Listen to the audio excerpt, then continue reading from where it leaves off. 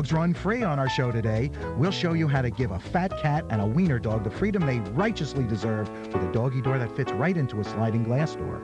Then we'll build a fence so they can't terrorize the neighbors. Hi, we're in Voorhees, New Jersey today, and I'm Ed Feldman. I'm Joe Lorario. And we're at the home of Carol Ann Prusich. Hello. Hi. And you have a problem, don't you? Yes, I do. And this is part of it. Yes, he is. And that's the other part down there. Yes, he is too. You got a dog and a big fat cat, and what are they doing? They're terrorizing the neighborhood. So what do you need? I need them to be contained in the yard. All right, well, Prozac won't work on pussies and doggies. So we're going to be putting in a doggy door so the dog and the cat can get in and out of their own accord.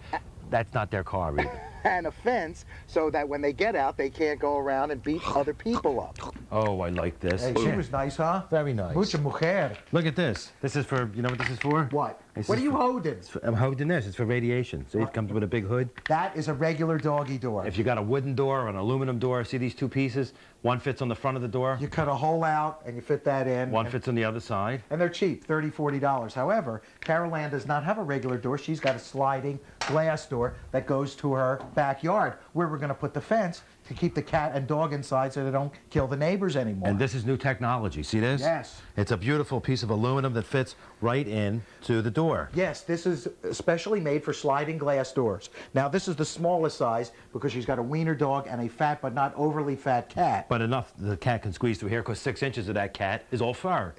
Exactly. Now, this starts at about $130 for this size, goes up to $200 because there are about 4 or 5 different sizes, because you could have one for a really big-butted dog. Big butted dog. The doggy door is disassembled, and on the floor, this is the bottom or liar section, and the top is on the floor here. Now, the first thing you have to determine is whether your sliding glass door closes from right to left, or, in this case, left to right. Now, we've set the top of the door on the floor with these 2 holes on our left, because when we lift it around, those 2 holes are going to line up with this door, because that's what's going to handle the handle and the latch. And the bottom section, you see, we want it so that we can read Johnson from the inside. On the inside. Attach the bottom section to the top section. Logical. Loosen the 4 factory-provided screws on the bottom and insert it into the track on the top. Then tighten all the screws. Now, since the doggy door is going to fit flush up against this door, we have to remove anything protruding. Oh, I caught it. I'll throw it over there. And now, this handle is attached to this door with some bolts, protruding bolts. We're going to have to take them off, too. Look at that. It's a spring-loaded height adjuster. It was a quarter pound of good again, wasn't it? No more. I'm having a party. Now, the first thing we do is hold this. Oh. Hold that. I got to take this shirt off because they brought the sun inside. Good, I could be of help. See, now this is a spring-loaded top, as I said, and you put it right in here like the frame. See that?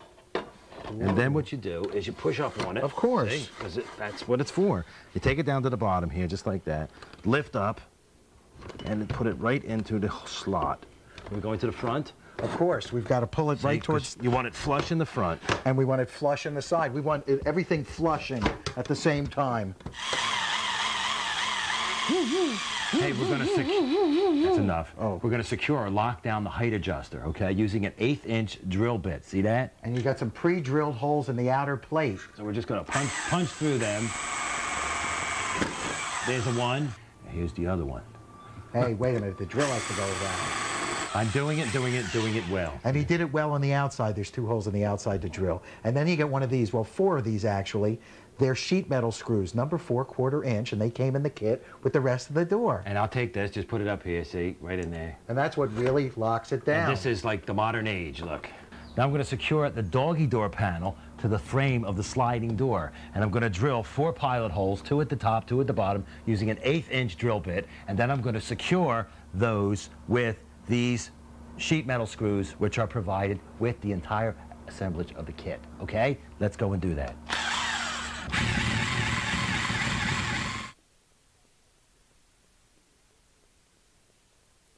We're going to apply weather stripping to the existing sliding glass door, so it's not to let any of the weather inside. That's what stripping is for. Good idea. Look, first you have to clean it because this has got a self-adhesive strip on the back. So you want to clean your surface before applying that. Get all that grease and grime from our fingers holding the door. And Norm Abram never has to clean anything. Do you think he's related to F. Murray Abram? No, I happen to know that F. Murray Abram's real name is F. Jackie Marlowe. Oh.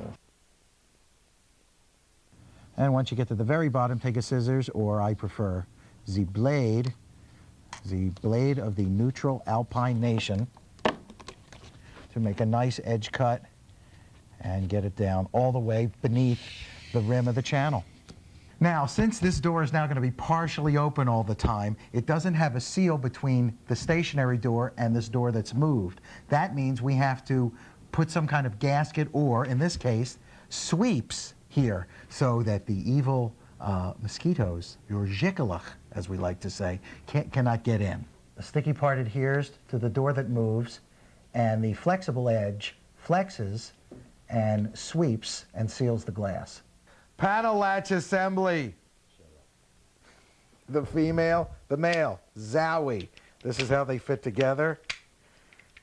But they have to be on the door. And how do we connect them to the door? Look, we got binding posts. See that there? Yeah. And the machine screw, which goes right in the binding post. See that? We put this in from the back. The binding post. That's the serial by post, right? Right, that helps you. Bind you. That binds you. There's only one action left to complete. I now declare this doggy door open. We'll be right back. Whee! Hey kids, let's build a fence. Before you start, check your local building codes. That might tell you how high your fence can be, how far it can be from the street, even the materials you can use. You might have to get a permit. Now, Carol Ann wants her fence to keep her dog and pussycat inside. She chose a 4-foot-high cedar fence with a 1-inch space in between the pickets so the critters can't escape. It all comes pre-assembled, and it's very easy. Dave Mason of AM Fence Company is going to get to put it in. You heard from picket to post? These are pickets, that's the post. And here are the two basic building blocks of our fence. Now the post is different wood from the fence. Yeah, the post is pressure treated. It's for going in the ground. It'll hold better against the moisture. It won't rot. Right. Right. And this is what?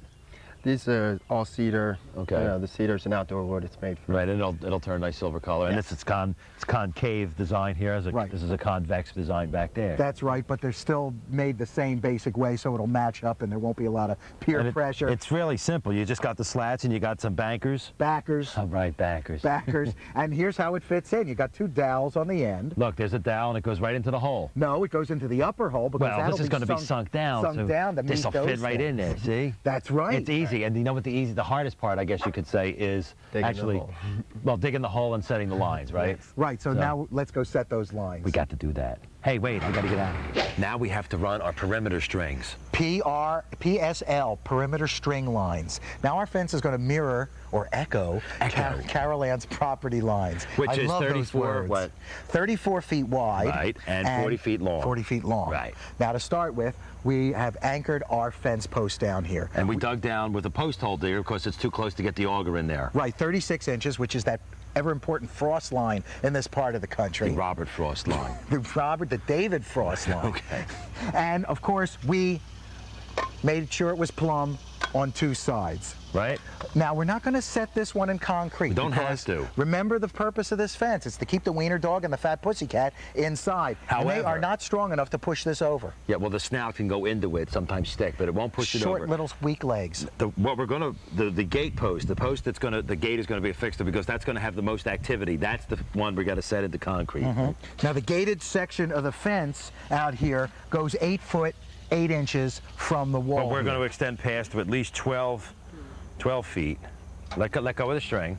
Put the tape down a little towards the string.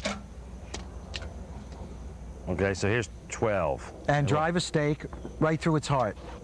Right through Christopher Lee's heart. Here it is, 12 feet right there. I was wondering why you were holding that hammer. Oh, you hurt the tape. And let me tie this off. Oh! Nice and taut. Just how they taught me.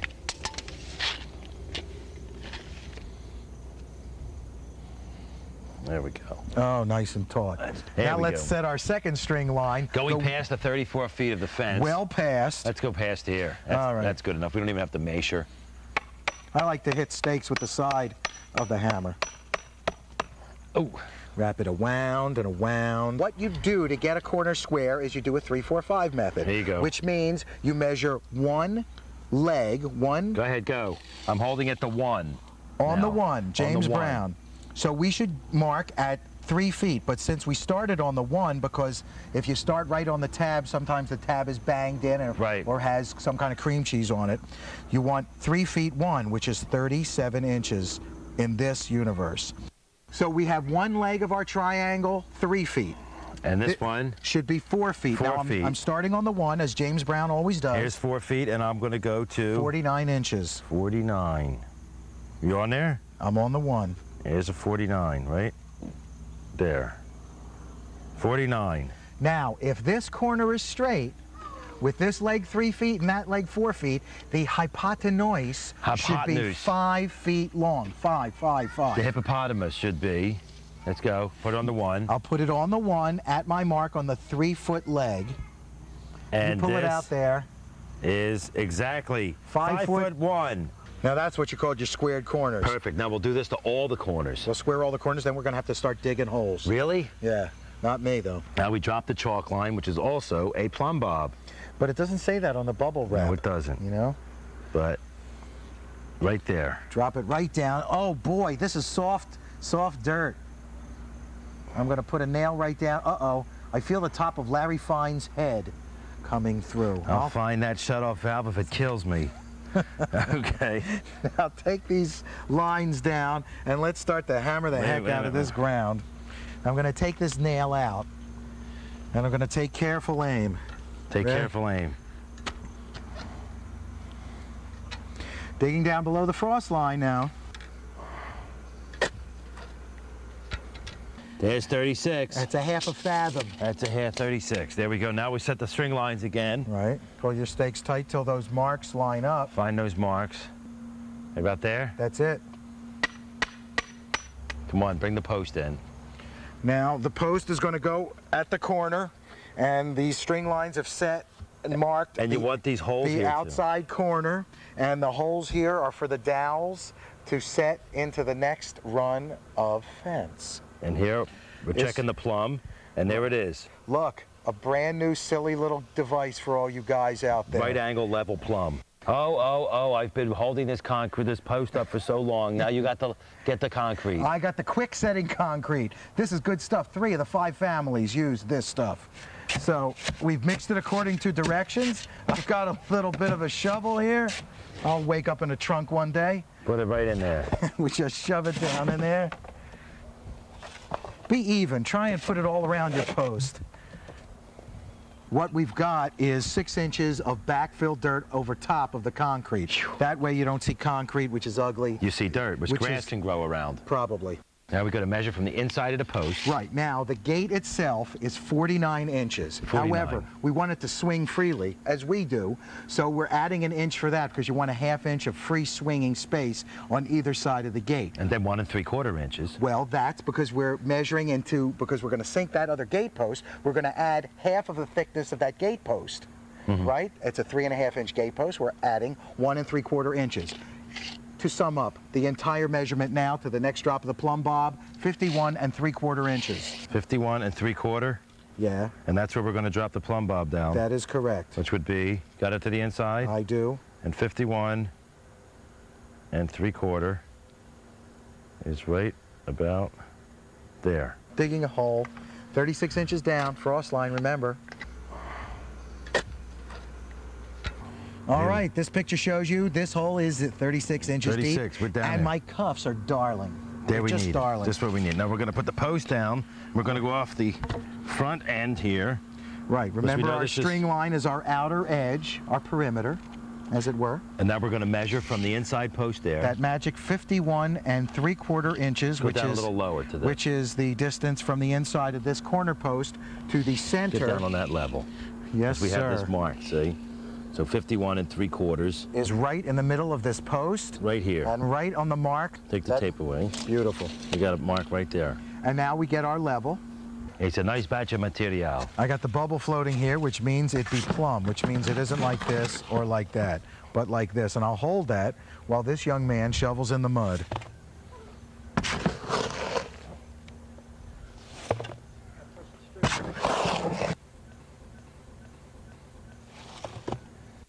Once your gate posts are set, you can set your line posts. Measure from the center of your corner posts and mark with a nail. The line posts will be 8 feet apart on center. Now, because you're far enough away from the foundation of the house and any underground wires or cables, you can use a power auger, which rents for about $75 a day.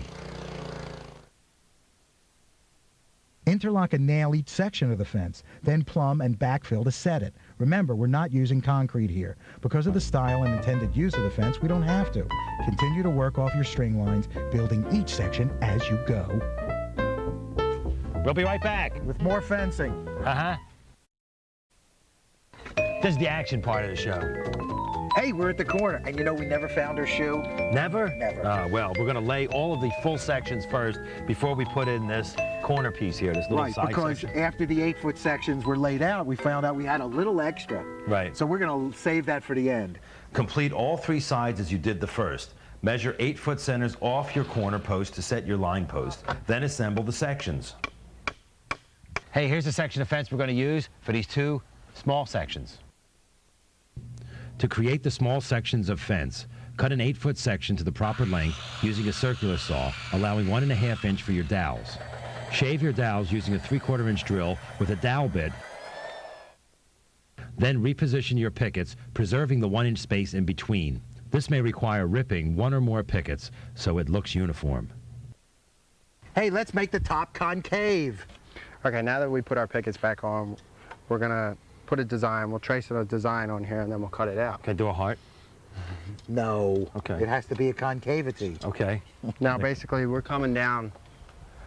Yeah, you're coming down from a post, so it's got to be pretty, Right. pretty It's deep. coming down pretty sharp, but Is that good? the farther you go down, it doesn't always look quite as good. So we'll start with something like this. How's this? Right.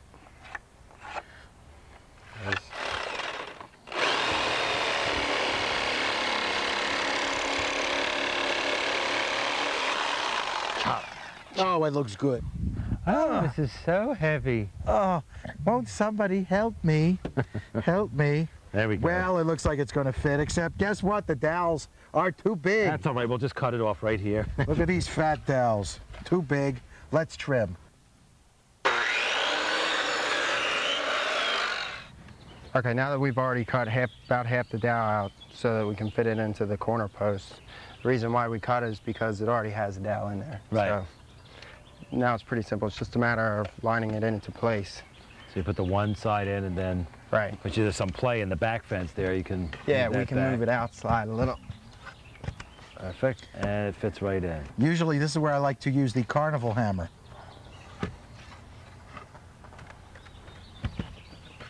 Okay. That's great. That's a corner good enough for anybody. Now it's fit into the corner good and we'll nail it. Stop! There, it's all done. Now it's time to put the gate on. Well, The ultimate section. We cut another piece of the fence in the same way to fit between the gate post and the post closest to the house. Then that was cut to fit, then trimmed for that concave effect we all love. That leaves 50 inches, 49 inches for the gate itself, and a ½ inch on either side so it can swing freely. Now all we have to do is hang the gate and attach. put some hardware. But we have to attach all the latch hardware and decide what side we want that gate to hang from. I think we Shall the hinge decided- be here or shall the hinge be there? It shall be there, which means it'll be a left hand, or if you're inside, a right hand So opening the gate will open this way. Open me up. Here. Okay. Very good impression. Rich Little has nothing to worry about. Oh, wait a minute. It's swinging shut. Was he ever funny? Never. He is never funny. I Ever. don't know. Gee, Batman! Now this is a strap hinge. Right. Now, how are we going to attach this? We're going to attach it to the top and the bottom backer.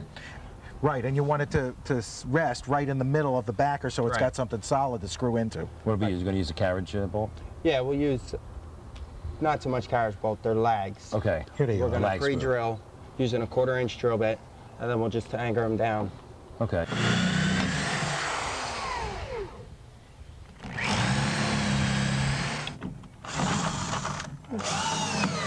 Right, if you didn't pre-drill, it would crack the wood. Right. Good chance that would happen. It's a very simple latch, you know, but it's a strong latch, heavy duty. Looks it. Simple and strong. Right. We'll So that's put going this to come one over on here.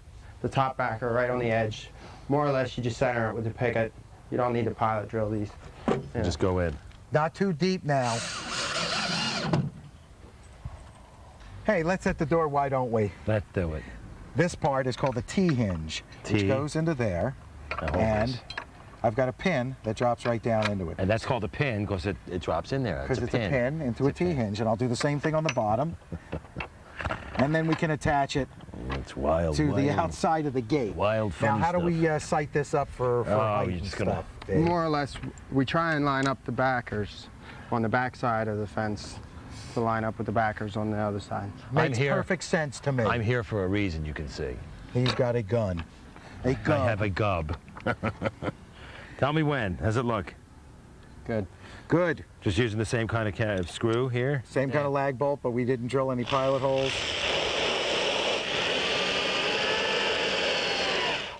Perfect. And the good way to put on a latch like this is to set it first Just where on you the want part it. that it's supposed to catch. And now just center it. You got your gun?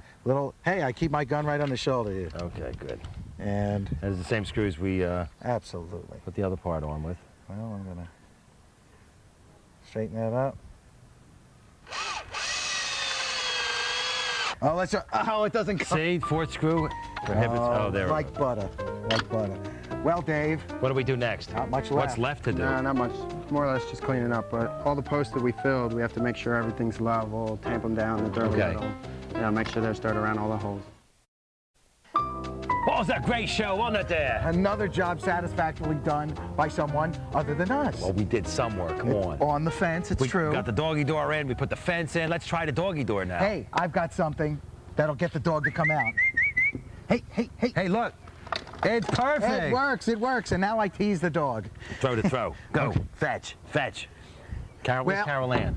Hey, Carol Ann. That's how you get the dog to Hi. come out through the door. And here's with the giant cat. Carol Ann, what do you think of the I fence? love it. It looks great. And You the guys did this? Yes, and the doggy door. Sure, we did it all. Why don't you drop the giant pussycat down to merrily gamble with the dog within the safe confines of the Cat says beautiful what? They fence? moved the Guys house are on me. They moved the contained. house on me.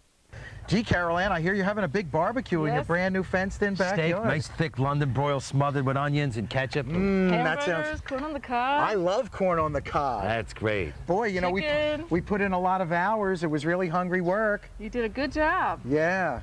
Well, I'm Thank you. Joe Larario. I'm Ed Feldman. Remember, home Is nice.